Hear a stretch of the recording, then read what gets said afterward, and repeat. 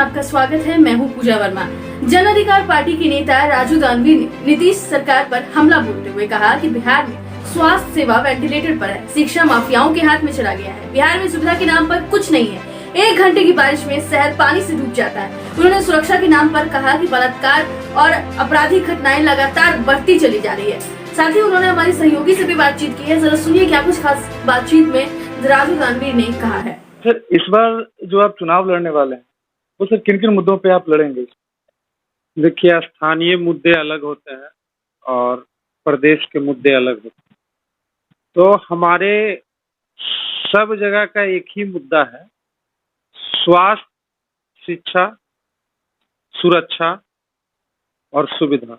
सुविधा में रोजगार वगैरह ये सब सारे आ जाते हैं।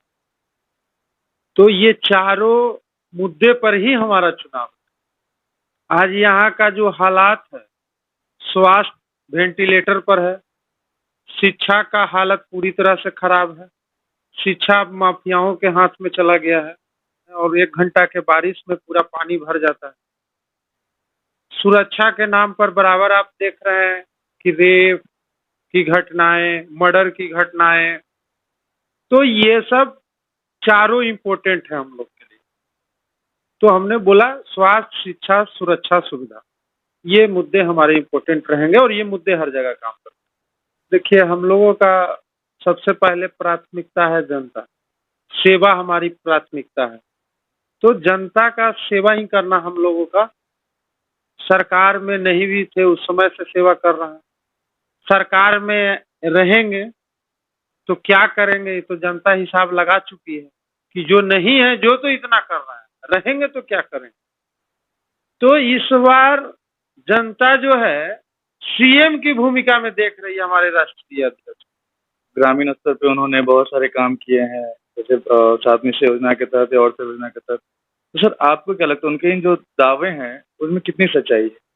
आप भूल लीजिए ना, एक बार धरातल पर जाकर देख लीजिए, आपको अंदाजा हो जाएगा कि काम हुआ है कि नहीं हुआ है। बहुत सारे दावे जो है ना वो पेपर पर ही रह जाते हैं। शिलान्यास और उद्घाटन रोज होता है, लेकिन हमको नहीं लगता कि हर जगह काम होता है। हम भी धरातल पर रोज जाते हैं। हमने करीब 70 से 75 गाँव का भ्रमण किया है हिलसा विधानसभा में। कहीं नल है तो कहीं जल नहीं, कहीं जल है तो नल नहीं। समझ रहे हैं बात को?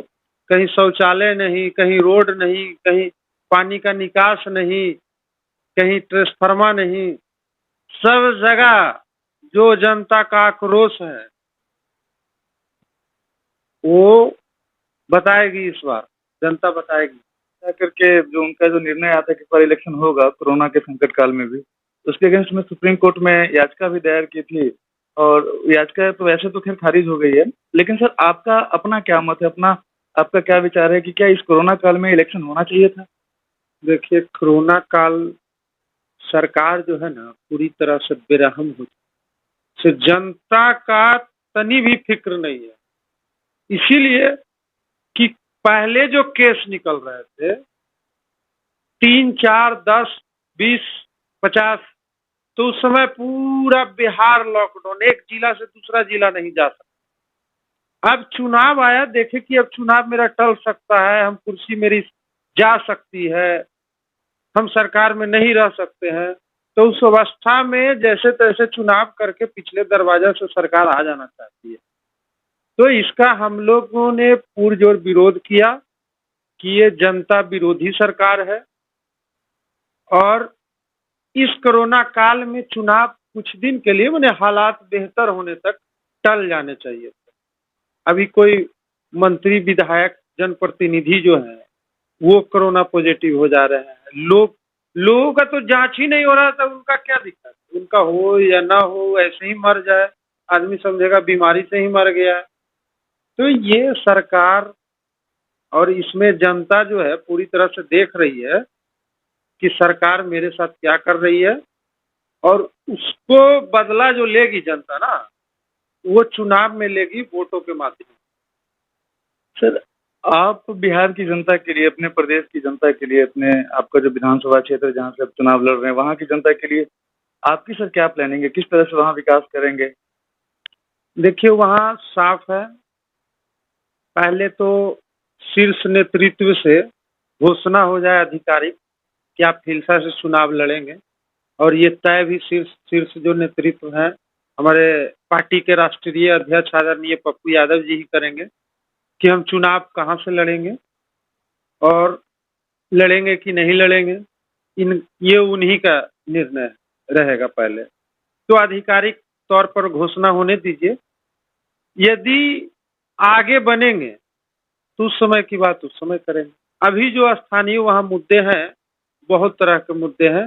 हिलसा 20 साल पहले था वैसे ही आज भी, जैसे 20 साल पहले जाम की समस्या से जूझ रही थी आज भी जूझ रही थी, उसमें कोई बदलाव नहीं है।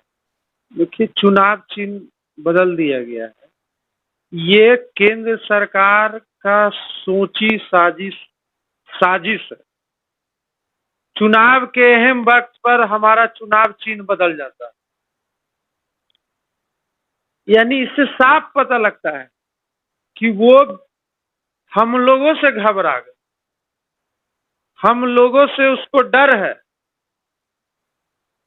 तब वो ये षड्यंत्र के तहत ये चुनाव के अहम वक्त माने कुछ दिन बाद घोषणा होने वाली है और आज हमारा सिंबल बदल जाता है। तो आपको क्या लगता है कि ये चुनाव चिन्ह जो बदल दिया गया है तो चुनाव के अहम वक्त पे, तो उसका क्या आपके वोट बैंक पे कोई इफेक्ट पड़ेगा उसका? देखिए सर, हम लोगों के साथ जनता का जुड़ाव है, जनता दिल से जुड़ी हुई है, और जो आदरणीय पप्पू यादव जी का बिहार में उनके प्रति जो जनता का रुझान पहुंचा है और भारतवर्ष में फॉलोअर जो है उनका लगातार तेजी से बढ़ रहा है, ये बता रहा है कि जन अधिकार पार्टी इस बार आ रही है। दूसरी बात, जो हमें जो चुनाव चिन्ह मिला है कैंची, ये कैंची से ही भ्रष्टाचार विरोधियों को, जो भ्रष्टाचार सरकार है, जो भ्रष्टाचार में है, रोजगार विरोधी है उनको, जो शिक्षा विरोधी है उनको, जो घोटालेबाज सरकार है उनको, जो जुमलेबाजी करते हैं, जुमलेबाज सरकार है उनको, सबको पर कतरा जाएगा इसी कैंची से। और जन अधिकार पार्टी एक अच्छा विकल्प के रूप में जनता के बीच में आ रही है। फिलहाल इतना ही। तमाम ऐसी खबरों के लिए भारत सिटीज के YouTube चैनल को सब्सक्राइब कर लें और बेल आइकन दबाना ना भूलें। नमस्कार।